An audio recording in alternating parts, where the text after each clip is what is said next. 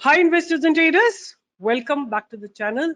और अगर आप मुझे सीरियसली फॉलो करते हैं डिफरेंट प्लेटफॉर्म्स पे, आपको याद होगा मैंने यूट्यूब वीडियो बनाया था ई मुद्रा के ऊपर। I have made a video in KEI, orchid pharma, network. ये 4 स्टॉक्स मैंने अभी आपको रिसेंटली दिए हैं यूट्यूब पे। आउट ऑफ देम जो हमारा एक स्टॉक था ई मुद्रा, उसने ऑलमोस्ट लाइक 35% का रिटर्न आपको दे दिया है 2 दिन के अंदर।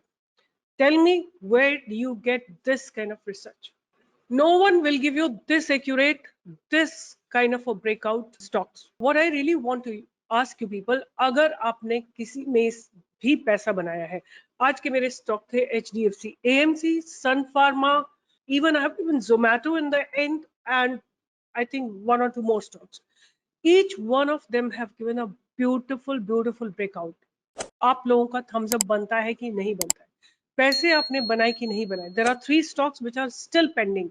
Out of them, all 3 of them, Netweb, Orchid Pharma and KEI, ये तीनों आपको ब्रिलियंट ब्रेकआउट देंगे जल्दी ही। रडार पे रखिएगा, बिल्कुल मिस मत करिएगा, बिकॉज फंडामेंटल्स आर स्ट्रॉन्ग। और इस वीडियो में भी मैं किसी तरह का स्टॉक ले, आप लोग बहुत सारे जो जिसका मन आता है वो लिखता है। कोई बोलता है कि आप पहले पोजीशन बना लेते हो फिर हमको देते हो। I'm a SEBI registered research analyst. You can complain about me to SEBI, right? If I do like that, rather than writing a comment, आप वहां पे लिख सकते हो जाके और मेरी कंप्लेन कर सकते हो, right? अगर मैं ऐसा करती हूँ तो, और फिर सब क्लियर हो जाएगा, because I cannot trade in the trades, the stocks that I give you, right? You should know this very clearly, and I'm a person who follows each and every rule that SEBI has given for research analyst. But anyway, still you are free to write what you feel like. But what I want to tell you here, जो आप लिखते हो ना public forum पे, सोच समझ के लिखा करो। अच्छा लगता है, जरूरी नहीं है, you can always criticise, but the thing is कि बेवकूफी की बातें लिखना पब्लिक फोरम पे अच्छा नहीं लगता है। आपका खुद का कैरेक्टर जो है वो दिखता है सब लोगों को, और which is not a good thing. You should always come with your best in the public. Anyway, आज मेरे रडार पे एक और ऐसा स्टॉक है जिसके fundamentals are extremely strong. You know, आपको पता है मुझे कौन सी कंपनीज पसंद है? मुझे पसंद है कंपनीज जिसकी सेल्स ग्रो कर रही हो, प्रॉफिट ग्रो कर रहा हो, EPS ग्रो कर रहा हो, रिजर्व्स ग्रो कर रहे हो, बोरोइंग्स रिड्यूस हो रही हो, कैश इन हैंड होना चाहिए। ये 5-6 पॉइंट्स हैं जो मुझे बहुत अच्छे लगते हैं और जिनके ऊपर मैं फोकस करती हूँ। ये कंपनी भी थोड़ी निश सेगमेंट में है, बहुत सारे लोग इसमें नहीं है, बहुत छोटे लोकल प्लेयर्स इस पर्टिकुलर सेगमेंट में नहीं होते। तो आपको मैं जो स्टॉक दे रही हूँ उसके फंडामेंटल्स भी बहुत अच्छे लग रहे हैं, ओवरऑल परफॉर्मेंस बहुत अच्छी लगती है। ह्यूजली लॉन्ग कंसोलिडेशन के बाद ब्रेकआउट आया, और बहुत सारे पॉइंट्स हैं जो मैं आपके साथ डिस्कस करूंगी technically.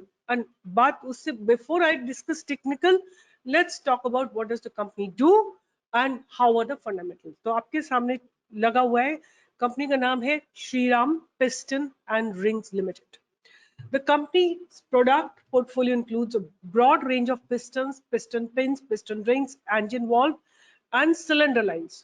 The company has acquired key businesses from BS6 models in year 20, requiring the latest technologies and stringent quality requirement. This also resulted in higher market share with key OEMs in India. During year 21, the company had a smooth ramp up of the product for BS6 models to the satisfaction of all OEMs.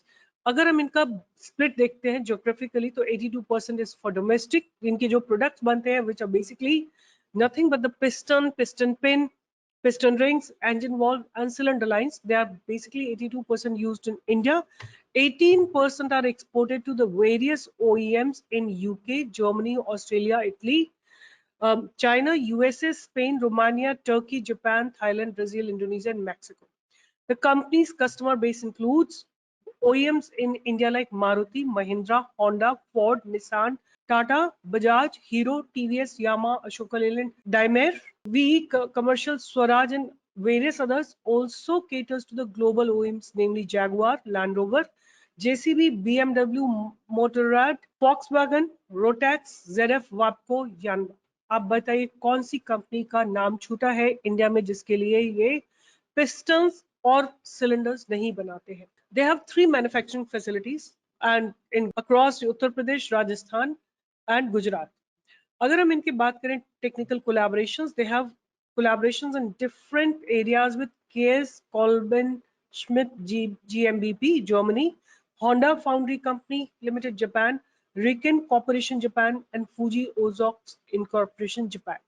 And अगर हम बात करते हैं कि इनका focus कहाँ पे रहने वाला है, तो कंपनीज क्लोजली वर्किंग विद की OEMs for increasing its market share by providing technology solutions. It is also focusing on improving the distribution network in the aftermarket segment. अगर बात करते हैं कंपनी की, तो ये 8,577 करोड़ की कंपनी है and stock P is very reasonable at 21 and ROC is about 24.7, ROE is about 20.8. और अगर हम बात करते हैं, आप देखिए चार्ट देखिए स्टॉक का, इसने लॉन्ग कंसोलिडेशन किया है. यहाँ पे देखिए very very long consolidation has taken place and now it has given a breakout.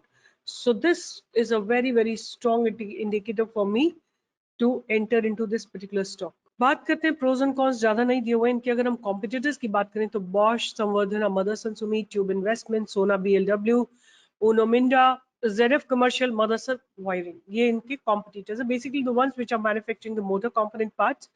अगर हम इनकी सेल्स की बात करते हैं तो 2020 में दिसंबर क्वार्टर में जो 475 थी वो बढ़ के 766 करोड़ हो गई है. और there is a linear growth in the sales, लगातार ग्रोथ है.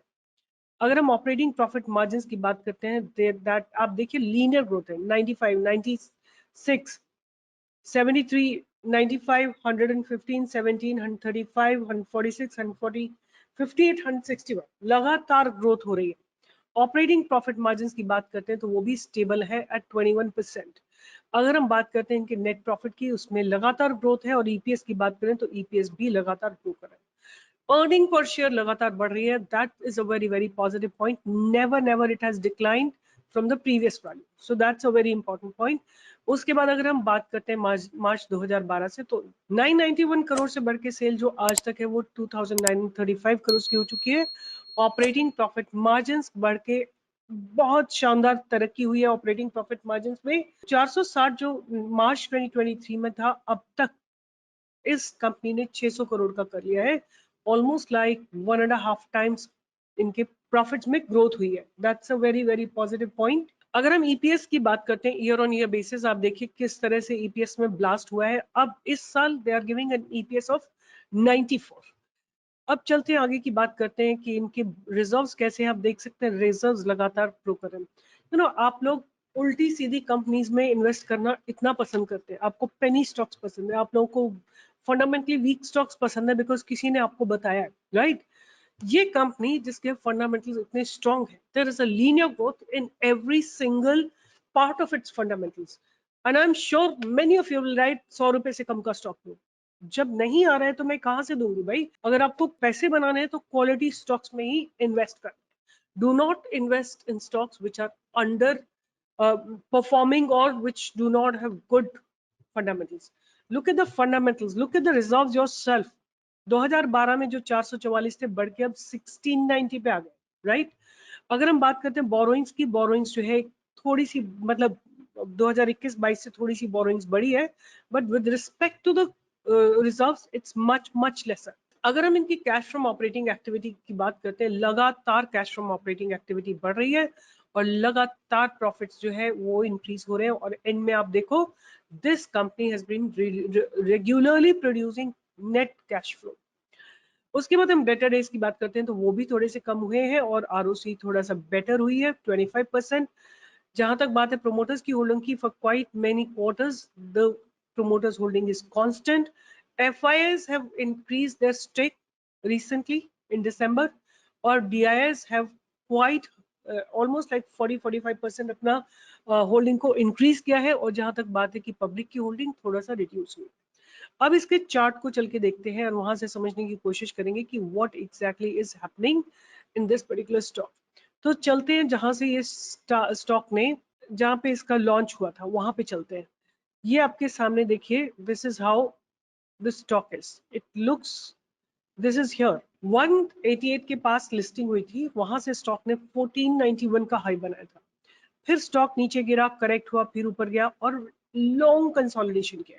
ये जो लॉन्ग कंसोलिडेशन है ना, this is telling me that a good breakout can be expected. Although इसने ऑलरेडी दे दिया है इस तरह का बढ़िया breakout. See, this was a very strong consolidation zone, right? Stock ने ब्रेकआउट दिया, पास्ट बैरियर जो था उसको 2 बार वहां से रिफ्यूजल हुआ है, फिर ऊपर जाके रीटेस्ट किया है।